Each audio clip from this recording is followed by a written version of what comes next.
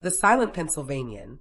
He was born beneath the gray skies of Cove Gap, Pennsylvania, a quiet valley where even the wind seemed too reserved to speak.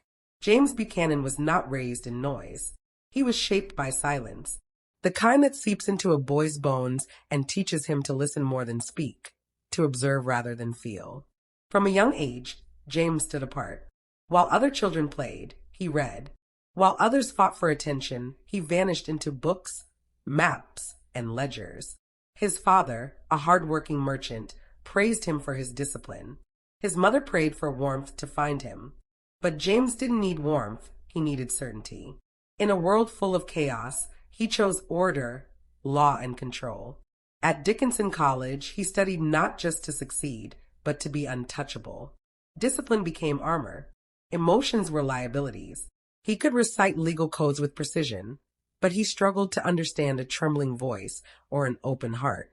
And yet, despite his coldness, one woman reached him. And Coleman. She was bright, gentle, and warm in all the ways James was not.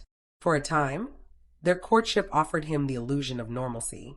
But love is messy, and James had no patience for the uncontrollable. Rumors swirled. He worked too much, cared too little, and, devastated by his emotional distance, fell into despair. She died suddenly, some say by illness, others whispered suicide. James never spoke of her again. He returned her letters unread, sealed them away in a drawer, and never married. The townspeople saw a man dressed in black, walking alone past the church where her funeral was held. He did not weep. He did not pause. That moment, that death, calcified him. What little warmth remained was buried with her. And in its place grew a resolve, cold and immovable. He would never again risk what he could not control. The years that followed saw James climb the ladder of public life, from lawyer to legislator, from diplomat to statesman. But inside, the boy who feared chaos still pulled the strings. He would enter rooms, make decisions, offer long, careful speeches. But no one ever left feeling like they truly knew the man. He was polished, deliberate, and always alone. Behind every public smile was a locked door. Behind every handshake, a calculation. He believed order could fix everything. That if he stayed above the noise, untouched by feeling, he could shape a better world. But what James Buchanan never understood, what he never allowed himself to learn, was that a leader cannot simply outthink pain or outweigh chaos. Because eventually chaos knocks. The statesman's rise. James Buchanan had learned early that power was not won through warmth or empathy, but through control. By the time he entered the political arena, he had perfected the art of detachment. He did not speak with passion or fire, but with a calculated precision that could sway the masses just as easily. In Washington, he was known as the man who did not speak too loudly, but whose silence could carry the weight of 1,000 words. He started small, his rise fueled by an unwavering belief that his intellect, not his emotions, would carve his path. First, he served as a congressman, then as minister to Russia, where his diplomatic skill earned him respect in international circles. Buchanan's cool demeanor, coupled with his vast knowledge, made him an ideal candidate for positions of power. Yet the more he rose, the more he found himself drawn into the tangled web of political compromises that would come to define his career. Buchanan was no ideologue, he was a pragmatist. He understood that to survive in Washington, one must not be beholden to any one side. While others shouted from the rooftops about the slavery debate, Buchanan stood firm, seemingly indifferent to the growing divide that threatened to tear the country apart. He navigated the political landscape with a singular focus, maintaining balance, preserving peace, and keeping his own position secure. In 1856, after a fractured Democratic Party sought a candidate who could unite the factions, Buchanan was nominated for president. His campaign was methodical, almost mechanical. He did not boast of lofty ideals or grand visions for the nation's future. Instead, he promised stability, a return to order, to calm. His opponents saw him as weak, too conciliatory, but Buchanan's calculated indifference to their criticism only bolstered his standing among those who sought a leader who would not rock the boat. When he won the election, it was not with the fiery support of the people, but through a quiet, almost unseen majority who saw in him a man who would keep the Union intact, no matter the cost.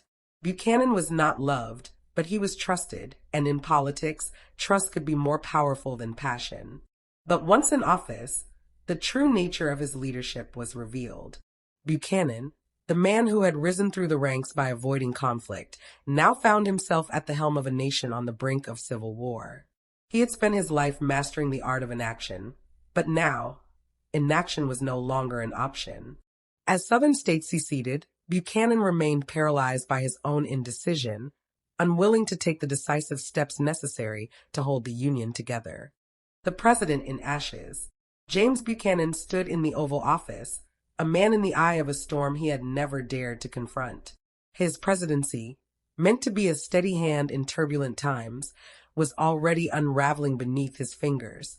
The nation was on the verge of collapse, and Buchanan, the man who had spent his life avoiding conflict, now found himself paralyzed by it. The crisis began with the violence in Kansas, a territory torn apart by pro-slavery and anti-slavery forces, each side determined to claim it as their own. Buchanan, the man who had risen through politics by being ever so careful, found himself standing on the edge of a precipice. His decision was clear, or so it seemed. To preserve peace, he must maintain the status quo. But peace, it turned out, was a fragile thing, and the more he hesitated, the more it slipped away. He watched as blood was spilled in Kansas, the debate over slavery growing fiercer, the country more divided. Yet, he remained silent, hesitant to take a firm stand. His refusal to act was not due to indecision alone. It was rooted in fear. Fear of alienating factions that had supported him. Fear of making the wrong move. He, who had spent his life building a reputation as a master of control, now found himself at the mercy of forces far beyond his influence. Then came the Dred Scott decision, handed down by the Supreme Court, which further inflamed the nation's divisions. The ruling declared that African Americans could not be citizens and that Congress had no power to prohibit slavery in the territories. Buchanan, a man who had spent his career avoiding the hard decisions, now found himself complicit in a decision that would haunt the nation for generations. He had supported the decision, hoping it would bring calm, but instead, it fanned the flames of resentment across the country. The South, emboldened by the ruling, began to demand more power, more control. And yet Buchanan, who had once been the voice of compromise, remained silent. As Southern states began to secede from the Union, he did nothing. He did not take the bold steps necessary to preserve the Union. Instead, he hoped for time, believing that somehow the crisis would resolve itself. But the time he waited was the time it took for the nation to disintegrate. He watched, from his desk, as the Union he had sworn to protect began to fracture. His advisors pleaded with him to act, to take a stand. But Buchanan, ever the man of reason, believed that a crisis was best managed by waiting. The country bled, and he refused to stop the wound. Legacy of a ghost.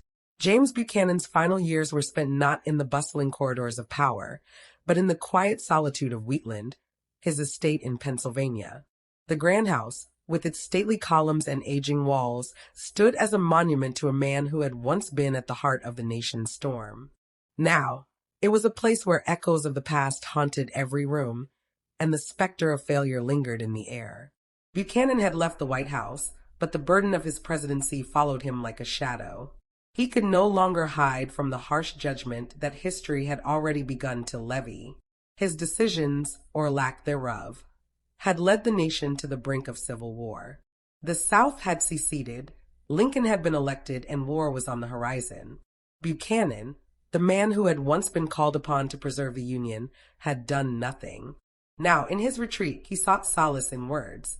He began writing letters and memoirs, defending his legacy, arguing that he had been powerless, that the circumstances had been beyond his control.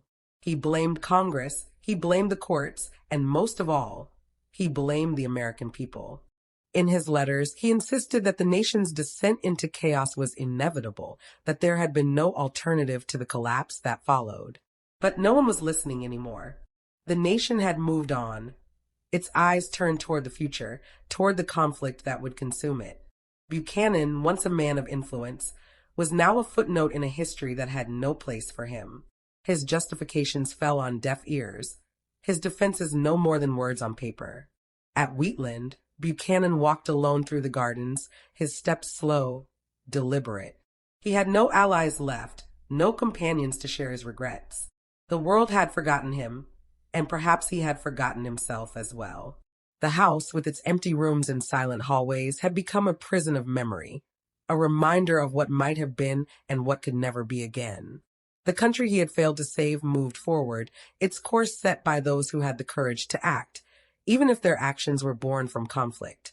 Buchanan, the man who had risen to power on his ability to avoid confrontation, had become a ghost of his own making. His name would not be remembered with the same reverence as other presidents. His legacy would not be one of triumph, or even of peace. It would be one of inaction, a cautionary tale of what happens when a leader chooses silence over action. As the years passed, Buchanan faded into obscurity. His memoirs were published, but they were read by few. His name was not invoked in praise, nor in condemnation, but in the quiet murmurs of a forgotten man whose legacy had been sealed not by the decisions he made, but by the ones he had failed to make. And so, James Buchanan, once the 15th President of the United States, left behind no great movement, no lasting legacy. He was not remembered for his courage, his leadership, or his vision. He was remembered for nothing at all, just a man who watched as the nation burned and did nothing to stop it.